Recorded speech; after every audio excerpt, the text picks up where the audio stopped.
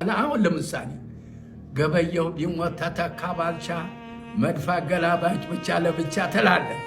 ታሪኩን ታውቀዋለህ? አላውቀውም እኔ ጋር ሊጋባ በየነ እንደ ኮራ ሄደ እንደ ተጀነነ ጠጅ ጠጣ ሲሉት ውሃ እየለመነ ታውቀዋለህ?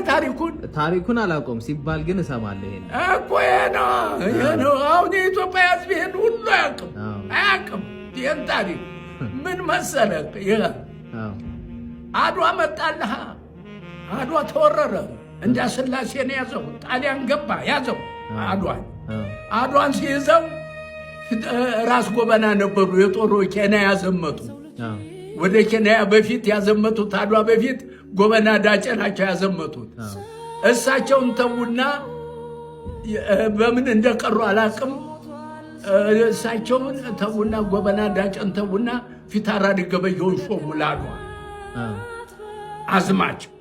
ንጉሱንም ራሱንም ደጃማቹንም ፊታውራሪው ነው የሚያዘው በጦርነት ጊዜ። ከዚያ ፊታውራሪ ገበየሁን ሾሙ። ሲሾሙ ከዚያም በኋላ ሄዳ ዘመታ ገባ ክተት ተባለ። ከዚያ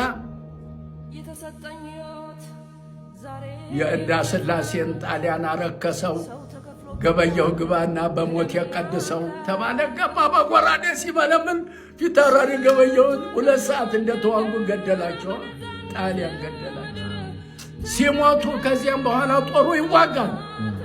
ሲሞቱ ደጃይ ባልቻ ይችን ይሰሙና የገሰግዙ ሄዱና በደድሆ ቅጠል ሽፍን ያረጉና ሬሳቸውን ድብቅ ያረጉና ቶሎ ፊታውራሪ ገበየሁ ራስ አባተን ክደን ብለውሃል። ፊታውራሪ ገበየሁ ራስ መኮንንን የቀድም ያለው ተከተለኝ ብለውሃል። ፊታውራሪ ገበየሁ ወደ ኋላ የቀረ አይቀጡ ቅጥ ይቀጣል ብለውሃል እያሉ ደጃይ ባልቻ ያዋጉ ጀመር።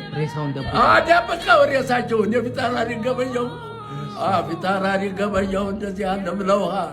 ፊታውራሪ ገበየሁ አይቀጡ ቅጥ ይቀጣል